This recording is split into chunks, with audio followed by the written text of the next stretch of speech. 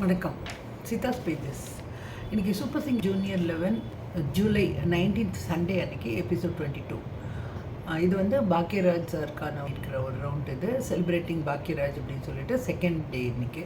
So இன்றைக்கி வந்து first பார்த்திங்கன்னா ஜியானா அண்ட் ஜான் ஜெரோம் பாட வந்தாங்க. அவங்க வந்து அம்மாடி இதுதான் காதலா அந்த பாட்டு. ஜியானா வந்து ரொம்ப பியூட்டிஃபுல் சிங்கர், ரொம்ப அழகாக பாடக்கூடியவங்க. இது வந்து பாக்யராஜ் கம்போஸ் பண்ண பாட்டு அப்படின்னு சொன்னாங்க. சித்ரா வந்து ஜியானாவுக்கு சொன்னது இன்னும் வாய்ஸ் நல்லா ஓப்பன் அப் பண்ணி பாடணும் அப்படின்றது தான் அவங்களுடைய ஒரே பாயிண்ட்டாக இருந்தது. அதனால் இவங்களுக்கு வந்து கோல்டன் கொடுக்கப்படல. ஜியானா ஒரு ஒண்டர்ஃபுல் சிங்கர். அவங்க கொஞ்சம் கான்சன்ட்ரேட் பண்ணணும். சின்ன சின்ன விஷயங்கள்னால மிஸ் ஆகிட்டு இருக்குது. உடனே பக்கப் பண்ணி நல்லா வரணும் அப்படின்னு ஆசைப்பட்றேன். வருவாங்கன்னு நம்புகிறேன்.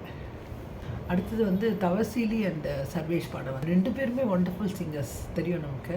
அவங்க வந்து செங்கம்மால சிரிக்குது சங்கம்மத்தை நினைக்குது அந்த பாட்டு. தவசீலி வாய்ஸ் ரொம்ப நாள் கழிச்சு கேட்குறோம். அது எப்போவுமே அவங்களுக்கு ஒரு குழந்த வாய்ஸ் இருக்கும். அதே வாய்ஸில் தான் அழகாக பாடினாங்க. சர்வேஷும் ரொம்ப அழகாக தான் பாடினார். பட் வந்து இன்னும் ஒரு நோட் குறைச்சி பாடியிருந்தால் நல்லாயிருக்கும் அப்படின்றது தான் சித்ரம் அப்சர்வ் பண்ணது. அண்ட் தவசீலியும் சொன்னாங்க ரொம்ப இன்னசென்ட், அதே வாய்ஸ் ரொம்ப நல்லாயிருக்கு கேட்குறதுக்கு அப்படின்னாங்க. ஸோ இவங்களுக்கும் கோல்டன் கொடுக்கப்படலை. அதுக்கு அடுத்ததாக வந்து விஷ்ணு அண்ட் பாலப்பிரியா நல்ல காம்பினேஷன். ஸோ பாலப்பிரியா நமக்கு தெரியும், ஐயோ என்ன மாதிரி ஒரு வாய்ஸ் பாலப்பிரியா வாய்ஸ். விஷ்ணுவும் அதே தான். விஷ்ணுக்கும் ரொம்ப நல்ல வாய்ஸ். ஸோ எமோஷன்ஸ் ரொம்ப ஈஸியாக வர வாய்ஸ் விஷ்ணு. என் கண்ணுக்கு ஒரு நிலவா உன்னை படைச்சான் அந்த பாட்டு ரொம்ப அழகாக இருந்தது கேட்குறதுக்கு. நல்லா இன்றைக்கி விஷ்ணு வந்து நல்லா ஓப்பன் அப் ஆகி ரொம்ப அழகாக பாடினார் இன்றைக்கி. சித்ரா சொன்னாங்க பாலப்பிரியாவை, ஐயோ என்ன மாதிரி ஒரு வாய்ஸ், அதனால தான் கோல்டன் மைக் கிடச்சிது, அதில் அதிசயமே இல்லை அப்படின்ற மாதிரி சொன்னாங்க. ஸோ இவர் இமான் வந்து சொன்னார், விஷ்ணுக்கு சொன்னார், இதுதான் நீ ஃபஸ்ட் டைமாக ஓப்பன் அப் ஆகி பாடுறேன்னு நினைக்கிறேன், ரொம்ப நல்லா இருந்தது அப்படின்னு சொன்னார். அவரும் ஒத்துக்கிட்டார் விஷ்ணு. இன்றைக்கி தான் அதை பிரேக் பண்ணார். இன்றைக்கி நல்லா ஓப்பன் அப் ஆகி பாடியிருக்காரு. ஸோ இது கண்டினியூ ஆகும் அப்படின்னு நம்ம நம்பலாம். ஸோ விஷ்ணுக்கும் கோல்டன் பஸர் கொடுக்கப்பட்டது. அடுத்தது சௌரபி வந்தாங்க. நான் பிடிக்கும் மாப்பிள்ளை தான் நாடறிஞ்ச மன்மதன் தான். அந்த சௌரபி வாய்ஸில் கேட்குறதுக்கு ரொம்ப அழகாக இருந்தது. ஆனால் நல்ல ரொம்ப ஹை பிச்சாக இருந்தது. நமக்கே கஷ்டமாக இருந்தது. அந்த குழந்தை ரொம்ப கஷ்டப்பட்டு பாடுற மாதிரி இருந்தது. நான் அவங்க தமிழே ரொம்ப அழகாக தெரியும். இன்றைக்கி வந்து ரொம்ப கஷ்டப்பட்டு பாடுற மாதிரி இருந்தது. சித்திரம்மா சொன்னாங்க ஸ்கேலில் கம்மி பண்ணி வச்சு சொல்லிவிட்டு பாட சொன்னாங்க. ரொம்ப அழகாக வருது. அது என்னவோ அது கொஞ்சம் முதல்லையே கவனிச்சிருந்தா நல்லா இருந்திருக்கும். பட் அவங்க பாடின விதம் ரொம்ப பியூட்டிஃபுல்லாக இருந்தது. பட் சௌரபி நான் எப்போவுமே சொல்கிற மாதிரி ரொம்ப ஒரு மெச்சூர்ட் குழந்தை. ரொம்ப ரொம்ப ரொம்ப ஹாப்பியாக அப்படியே காமிச்சிக்கிறதும் கிடையாது, ரொம்ப சேடாகவும் இருக்கிறது கிடையாது. எப்போவும் ஒரு ஸ்மைலோட ஒரே மாதிரி இருக்கிற ஒரு குழந்தை. ஸோ இன்றைக்கி வந்து இமான் ஒரு சர்ப்ரைஸ் கிஃப்ட் அப்படின்னு சொல்லிட்டு ஒரு கிஃப்ட் கொடுத்தாரு. ரொம்ப ஹாப்பியாக இருந்தது அவங்க முகம். இன்றைக்கி பார்க்குறதுக்கு ரொம்ப சந்தோஷமாக இருந்தது அவங்கள. அதை ஓப்பன் பண்ணால் ஒரு டாக்கிங் டால் கொடுத்துருந்தாரு. ரொம்ப ஹாப்பியாக அவங்களுக்கு.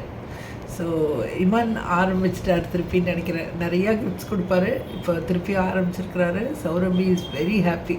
ரொம்ப நல்லா இருந்தது. கோல்டன் கொடுக்கப்படலை. பட் அவங்களுக்கு கிஃப்ட்டு வந்து அவங்களுக்கு ரொம்ப சந்தோஷமாயிடுச்சு. அடுத்ததான் முருகனும் தீபா வர்ஷனா வந்தாங்க. இவங்க daddy daddy oh my daddy அந்த பாட்டு. ஆக்சுவலி உண்மையாக சொல்லணும்னா மூக்குத்தி முருகனை எப்போ பாரு மாக்காப்பா வந்து ஒரு கிண்டல் அடிச்சுட்டே இருப்பார். எனக்கு மூக்குத்தி முருகன் ரொம்ப பாடி ஞாபகம் இல்லை. இன்றைக்கி இந்த பாட்டு ஃபுல்லாக கேட்டபோது ஒண்டர்ஃபுல்லாக பாடுறாரு. ரொம்ப நல்லா பாடுறாரு. ஆக்சுவலி சித்திரமாவும் சொன்னாங்க, நீங்கள் ரொம்ப நல்லா பாடியிருக்கீங்க. மஞ்சரி எல்லாருமே பாராட்டினாங்க ரொம்ப நல்லா பாடினீங்கன்னு. இந்த குழந்தை எப்படி பாட முடியும் அப்படின்னு மஞ்சரிக்கெல்லாம் ரொம்ப ஆச்சரியமாக இருந்தது. சித்ரம்மா தான் சொன்னாங்க, இது ரொம்ப எக்ஸ்பிரஷனோடு ரொம்ப அழகாக பாடியிருக்க, இது ஒரு ஹிஸ்ட்ரியிலேயே இருக்கும் இந்த பாட்டு அப்படின்னு சொன்னாங்க. அவங்க மஞ்சரி சொன்னாங்க, ஜானகிம்மா பாடுற மாதிரியே பாடினேன், எப்படிம்மா இப்படி பாட முடியும் இந்த வயசில் அப்படின்னாங்க. அவங்க ஓடி போய் கட்டி பிடிச்சிட்டாங்க முதல்லையே மஞ்சரி.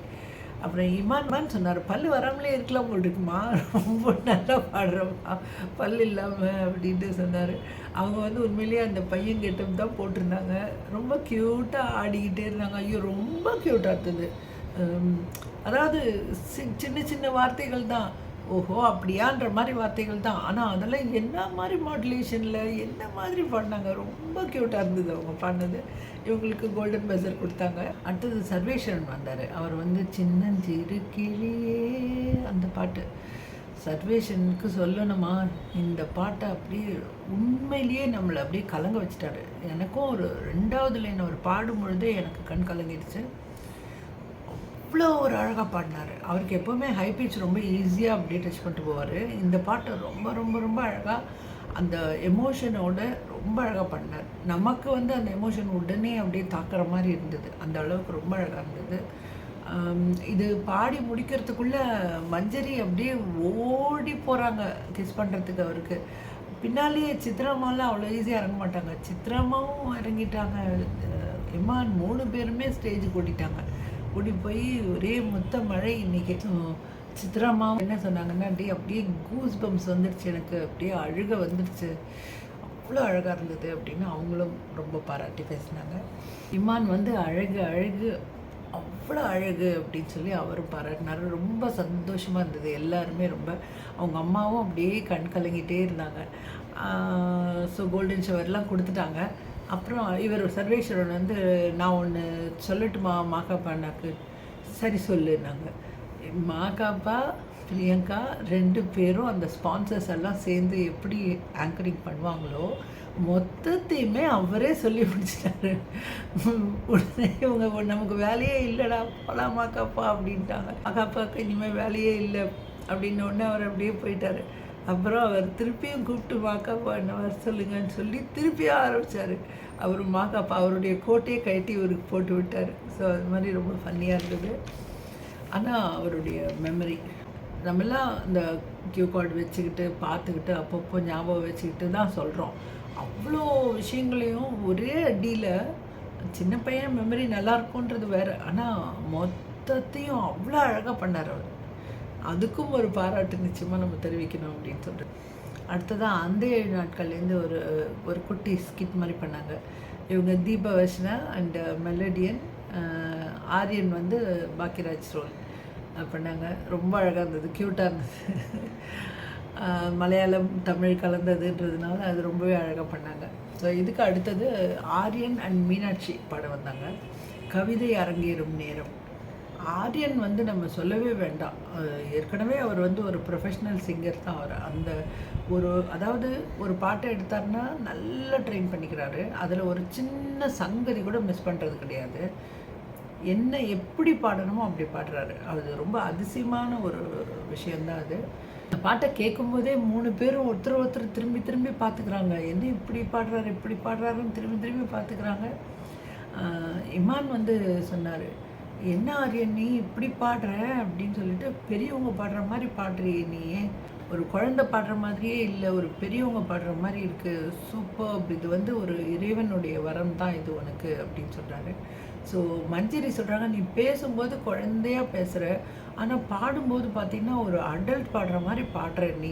இது வந்து இவங்க சித்ராம்மா இவங்க எல்லாரும் ப்ரைஸ் பண்ண அவங்க அப்பாவும் ரொம்ப கண் கலங்கிட்டார். ஸோ இவருக்கு கோல்டன் பஸர் கொடுத்தாங்க. இப்போ ஆரியன் தான் வந்து அந்த சீட்டில் இருக்கிறாரு. Golden voice of the week. ஒருத்தருக்கு ஒரு வீக்கும் ஒருத்தர் உட்காடுறாங்க. மில்கி மிஸ்ட் கிஃப்ட் ஹேம்பர் வந்து விஷ்ணுக்கு கொடுத்தாங்க. இண்டிகஸ் ஸ்பின் வீல் வந்து தீபவர்ஷனாக்கு கிடச்சிது. அவங்க ஸ்பின் பண்ணி அவங்களுக்கு வந்து ப்ளூடூத் ஸ்பீக்கர் கிடச்சிது. Golden voice of the week இன்னைக்கு லயா கார்த்திக்.